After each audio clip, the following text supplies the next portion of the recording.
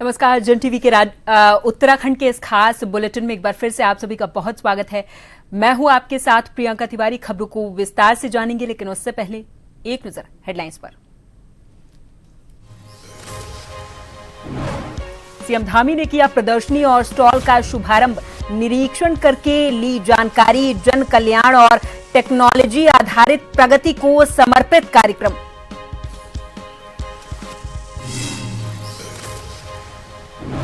LT शिक्षकों और प्रवक्ताओं की पदोन्नति पर हाईकोर्ट सख्त। वरिष्ठता के आधार पर 22 सितंबर तक सूची तैयार करने के निर्देश। याचिकाकर्ताओं को लिस्ट सौंपने के राज्य सरकार को आदेश। हल्द्वानी में नन्ही परी हत्याकांड में कोर्ट के निर्णय पर आक्रोश। सबूतों के अभाव में सुप्रीम कोर्ट ने आरोपी को किया बरी। फांसी की मांग को लेकर परिवार और स्थानीय लोगों का प्रदर्शन।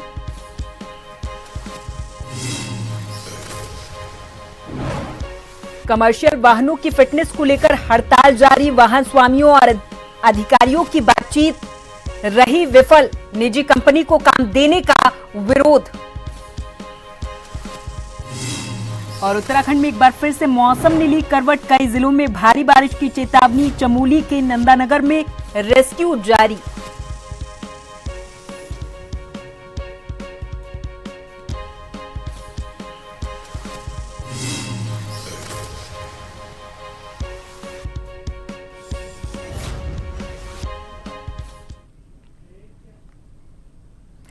और अब खबरों को जानेंगे विस्तार से। सेवा पखवाड़ा कार्यक्रम के तहत देहरादून नगर निगम के द्वारा आयोजित प्रदर्शनी का शुभारंभ शुक्रवार को मुख्यमंत्री पुष्कर सिंह धामी ने किया। ये कार्यक्रम जन कल्याण और टेक्नोलॉजी आधारित प्रगति को समर्पित है, जिसमें विभिन्न जन उपयोगी योजनाओं और नवाचारों को प्रदर्शित किया गया है।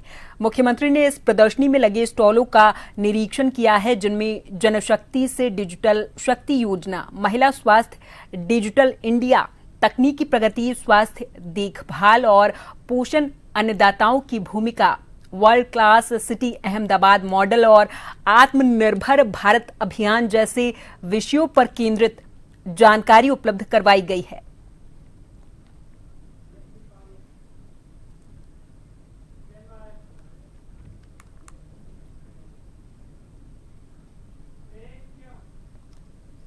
जिलाधिकारी संदीप तिवारी और पुलिस अधीक्षक सर्वेश पवार ने नंदानगर के कुंतरी, फाली, सेरा और धुरमा गांव का दौरा करके आपदा क्षेत्र का निरीक्षण किया। उन्होंने आपदा प्रभावितों से बातचीत करके आपदा की जानकारी ली है और पीड़ितों के प्रति गहरी संवेदना जताई है और हर संभव सहायता उपलब्ध कराने का आश्वासन भी दिया।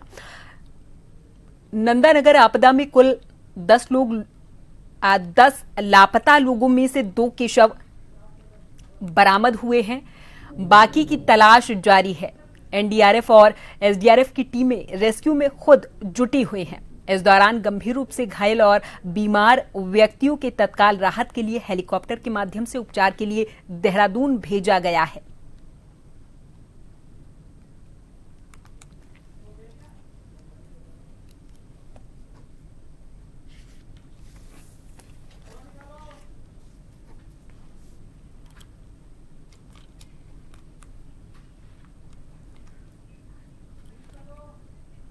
तो जानकारी दे दें कि आपदा प्रभावित क्षेत्रों का निरीक्षण किया है जिलाधिकारी संदीप तिवारी और पुलिस अधीक्षक सर्वेश पवार ने। दरअसल नंदानगर के कुंतरी, फाली, सेरा और धुरमा गांव में आपदा आई। इसकी वजह से यहां के लोग बेहद परेशान हुए। कई लोग लापता भी हो गए हैं।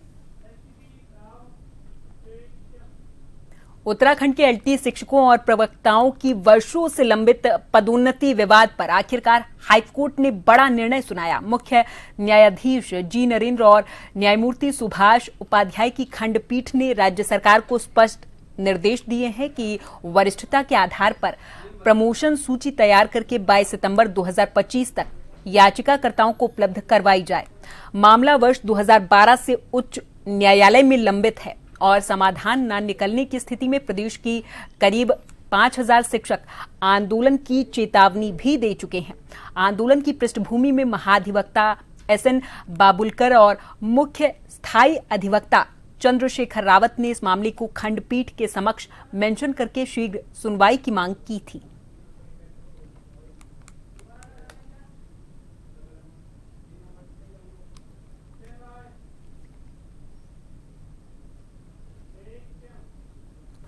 उत्तराखंड हाईकोर्ट ने ऊधम सिंह नगर जिले के कल्याणपुर सितारगंज क्षेत्र में पट्टे की आड़ पर हो रहे अवैध खनन पर चिंता जताई। कोर्ट ने जिलाधिकारी ऊधम सिंह नगर फॉरेस्ट कंजर्वेटर और पट्टा धारक को नोटिस जारी करके जवाब दाखिल करने के निर्देश दिए। मुख्य न्यायाधीश जी नरेंद्र और न्यायमूर्ति सुभाष उपाध्याय की खंडपीठ ने यह आदेश जनहित याचिका पर सुनवाई करते हुए दिया है। दरअसल बबलू कुमार और अन्य ग्रामीणों ने हाईकोर्ट में याचिका दायर करके यह आरोप लगाया कि खनन से ग्रामीण सड़कों पर गड्ढे बन गए हैं और पर्यावरण को भी नुकसान पहुंच रहा है।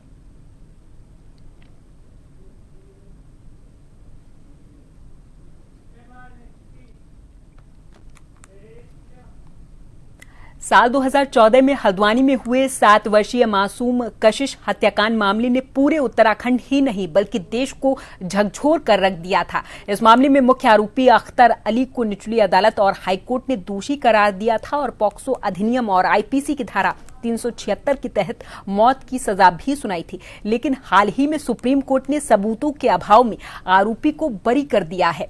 इस निर्णय के बाद से हल्द्वानी सहित पूरे प्रदेश में गुस्से की लहर है। पीड़ित परिवार और स्थानीय लोग सड़कों पर उतर आए हैं और प्रदर्शन कर रहे हैं।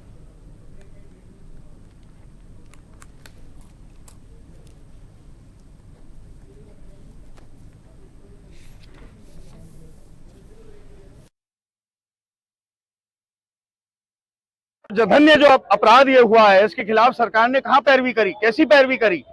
सर, राज्य सरकार से बहुत बड़ा प्रश्न है और अवश्य हमारी मांग है कि चलिए आप तब नहीं कर पाए, लेकिन अब सबसे बड़े आपके जो वकील हैं उनको ले जाकर हमारी बेटी कशिश को न्याय दिलाइए। आज अंकिता भंडारी हत्याकांड के विरुद्ध नैनीताल में उनके माता पिता भी आए, वहां पे हमारे प्रदेश अध्यक्ष भी रहे, जिला अध्यक्ष भी रहे, अन्य लोग कांग्रेस के लोग भी रहे, अन्य संगठनों के लोग भी रहे। यहां पे भी वैसे ही हुआ है, वहां पे भी आवाज उठाई गई। आखिरकार कब न्याय मिलेगा हमारी बेटियों को? सरकार का जो वकील, उसकी गलती है पूरी से पूरी तरीके से। जब फास्ट ट्रैक कोर्ट ने उसको फांसी दी, माननीय हाई कोर्ट नैनीताल ने फांसी दी, तो फिर वही सबूत थे, वही गवाह थे, तो सुप्रीम कोर्ट ने उसको बरी कैसे कर दिया भैया? सवाल इस बात का है, सवाल इस बात का है, यदि वो निर्दोष है तो दोषी कौन है? कहीं ना कहीं मुझे ऐसा लगता है कि इसमें बड़े शासन प्रशासन का हाथ है और उस व्यक्ति को बचाया जा रहा है, वो बहुत ही गलत तरीका है। और इसमें जो हमारी वकील साहिबा पैरवी करती है, मनीषा भंडारी जी, उन्हें मैं कहती हूँ आप महिला होके एक महिला का केस आप नहीं लड़ पाई और आपने ऐसे दरिंदगी का साथ दिया, तो कहीं ना कहीं आपको भी शर्म आनी चाहिए। तो आपने हमारी बेटी के साथ न्याय नहीं किया। आ रहे हैं, उनकी माताएं क्यों नहीं आ रही? ये सब लोग हल्द्वानी से हमारे संवाददाता हिमानी अधिक जानकारी के साथ फोन लाइन पर जुड़ गए हैं। हिमानी, जब निचली अदालत और हाईकोर्ट ने दोषी करार दिया आरोपी को, तो फिर सुप्रीम कोर्ट में उसे बरी कर दिया गया है। अब हल्द्वानी में उसके खिलाफ जन सैलाब उमड़ आया है, यानी कि आरोपी अख्तर अली के खिलाफ। तो अभी स्थिति क्या कुछ बयां कर रही है? क्या कशिश हत्याकांड में कुछ नए खुलासे हो सकते हैं हिमानी? जी, कशिश हत्याकांड जो हुआ था 2014 में, उसे सुप्रीम कोर्ट के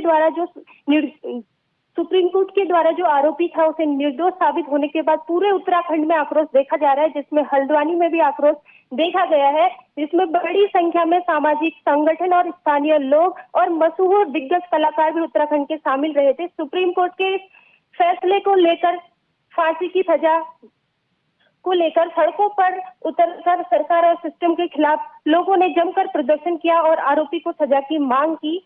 सुप्रीम कोर्ट के इस फैसले से पीड़ित परिवार और स्थानीय जनता में बहुत आक्रोश देखा गया है। यानी अब जब सुप्रीम कोर्ट की ओर से आरोपी को बरी कर दिया गया है सबूतों के अभाव में, तो क्या लगता है आगे और किस तरीके की याचिकाएं दाखिल हो सकती हैं? क्योंकि मासूम को अभी भी न्याय नहीं मिला है, तो पीड़ित परिवार की ओर से कहीं ना कहीं न्याय की आस लगाते हुए दोबारा से याचिका दाखिल की जा सकती है क्या हिमानी? गई है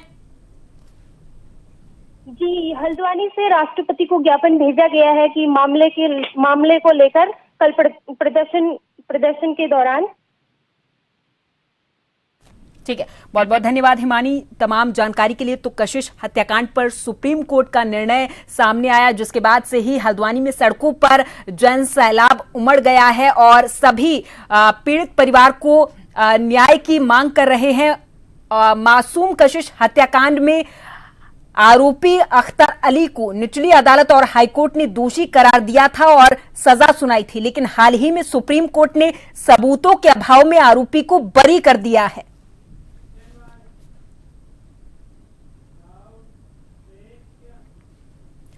कमर्शियल वाहनों की फिटनेस को लेकर रामनगर में 12 वाहनों की संयुक्त यूनियन ने अपने पूर्व घोषित कार्यक्रम के तहत चक्का जाम किया था, जिसके बाद यात्रियों को परेशानी यहां एक और उठानी पड़ी, तो वहीं काफी पर्यटक भी जिप्सी संचालन बंद होने के कारण निराश दिखाई दिए हैं। वाहन स्वामियों की हड़ताल के बाद स्थानीय प्रशासन और परिवहन विभाग में हड़कंप मच गया है और आनन फानन में आरटीओ गुरदेव सिंह रामनगर पहुंचे। इसके बाद एसडीएम कार्यालय में अधिकारियों और कमर्शियल वाहन स्वामियों की बैठक संपन्न हुई है।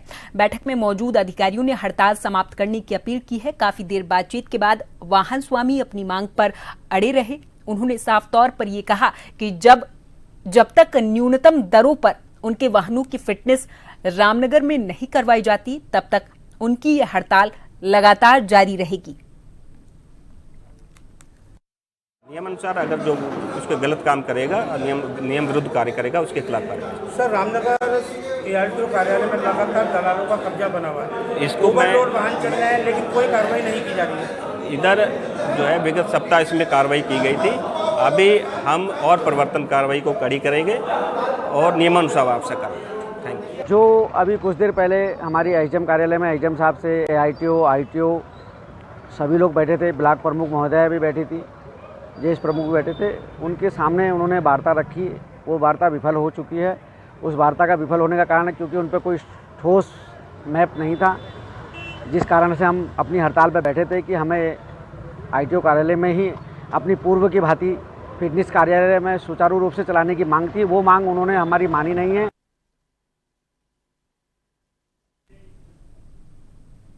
अल्मोड़ा जिले के विकासखंड सल्ट में टैक्सी यूनियन ने विरोध जताया है। दरअसल मौलेखाल बाजार में टैक्सी फिटनेस व्यवस्था को निजी हाथों में सौंपे जाने का पुरजोर विरोध किया है। इस दौरान टैक्सी यूनियन ने ये कहा कि इससे टैक्सी परमिट की गाड़ियों का परिचालन करना मुश्किल हो जाएगा और जो व्यक्ति टैक्सी से अपने परिवार का पालन पोषण कर रहा है वो बर्बाद हो जाएगा। निजी हाथों में फिटनेस दिए जाने से फिटनेस लागत बढ़ जाएगी, ऐसा टैक्सी यूनियन की ओर से कहा जा रहा है।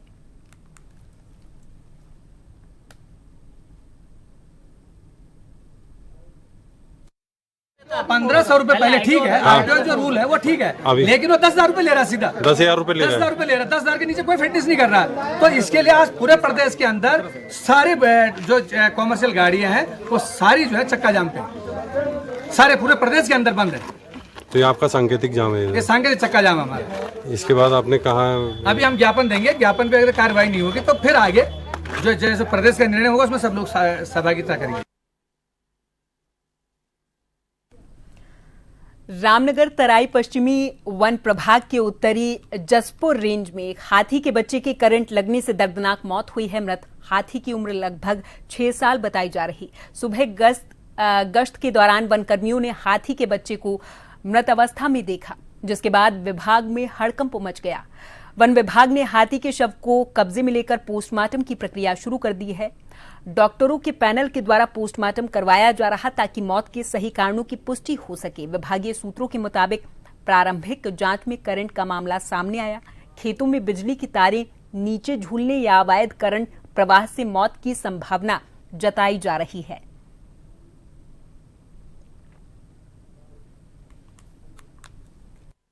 देखिए, ये उत्तरी जसपुर रेंज का एक फीका बीट है, कक्ष संख्या 18। तो वहां पे आज सुबह सूचना मिली कि एक हाथी का बच्चा लगभग सब एडल्ट था, वो लगभग 5 साढ़े 5 साल का या 6 साल का।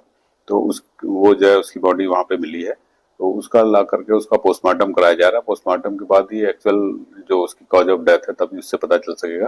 लेकिन प्रथम दृष्टया लग रहा है कि शायद ये संभवतः किसी तार वार से लगकर करंट लगा है उसको, लेकिन जो असली रिपोर्ट पोस्टमार्टम की रिपोर्ट के बाद ही पता चलेगा। प्रभाग रामनगर के अंतर्गत बन्ना खेड़ा रेंज में एसओजी टीम ने 2 आरोपियों को चित्तल के मांस के साथ गिरफ्तार किया है।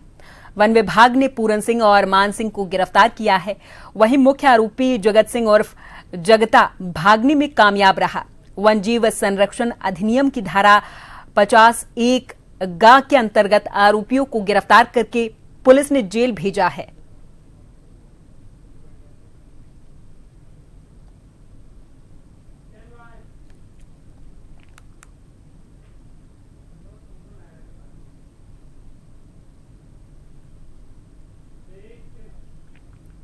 उत्तराखंड में एक बार फिर से मौसम ने करवट ली। मौसम विभाग ने राज्य के कई जिलों में भारी बारिश की चेतावनी जारी की।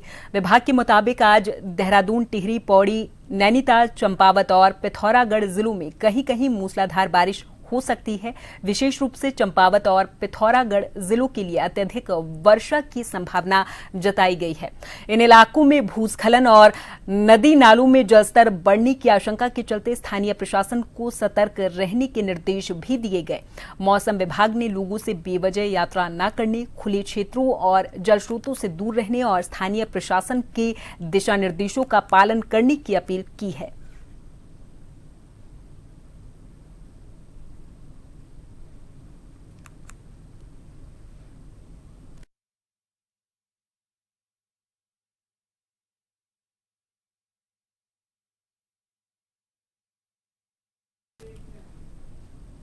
और काशीपुर में 118 साल पुरानी रामलीला का भव्य शुभारंभ हुआ है। पायते वाली रामलीला का शुभारंभ स्थानीय विधायक त्रिलोक सिंह चीमा और नगर निगम के महापौर दीपक बाली और पीसीयू चेयरमैन राम मेहरोत्रा और अन्य गणमान्य लोगों ने संयुक्त रूप से दीप प्रज्वलित करके और फीता काटकर किया है। इस वर्ष ये रामलीला 18 सितंबर से शुरू होकर और 4 अक्टूबर तक चलने वाली है, जिसमें 2 अक्टूबर को दशहरे के पर्व पर रावण दहन का कार्यक्रम आयोजित किया जाएगा, जिसके बाद 4 अक्टूबर को इस वर्ष की रामलीला का समापन होगा।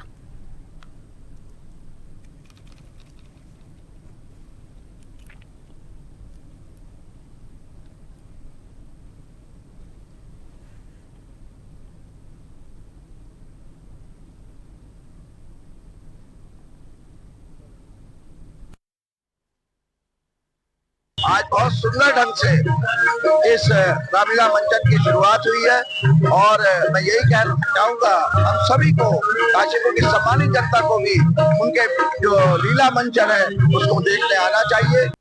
हमारा आज पहला दिन है, आज इसका शुभारंभ हो गया है और ये हमारा 4 अक्टूबर तक चलेगा। 2 तारीख का हमारा दशहरा है। दशहरा में बहुत अच्छे रावण और कुंभकर्ण के पुतलों में बहुत सुंदर आतिशबाजी के साथ पेश किया जाएगा। और आज का जो मंचन है बहुत ही सुंदर है। आज नारद मोह वगैरह का मंचन है। और चलते चलते एक बार फिर नजर हेडलाइंस पर। सीएम धामी ने किया प्रदर्शनी और स्टॉल का शुभारंभ। निरीक्षण कर ली जानकारी। जन कल्याण और टेक्नोलॉजी आधारित प्रगति को समर्पित कार्यक्रम।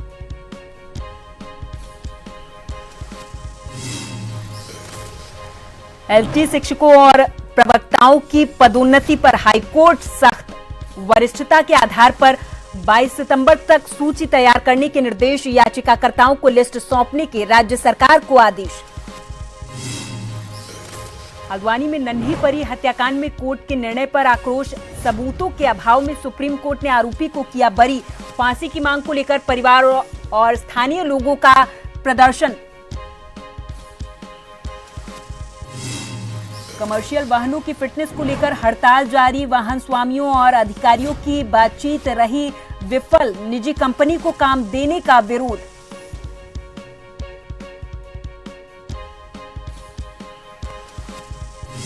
और उत्तराखंड में एक बार फिर से मौसम ने ली करवट। कई जिलों में भारी बारिश की चेतावनी। चमोली के नंदानगर में रेस्क्यू जारी।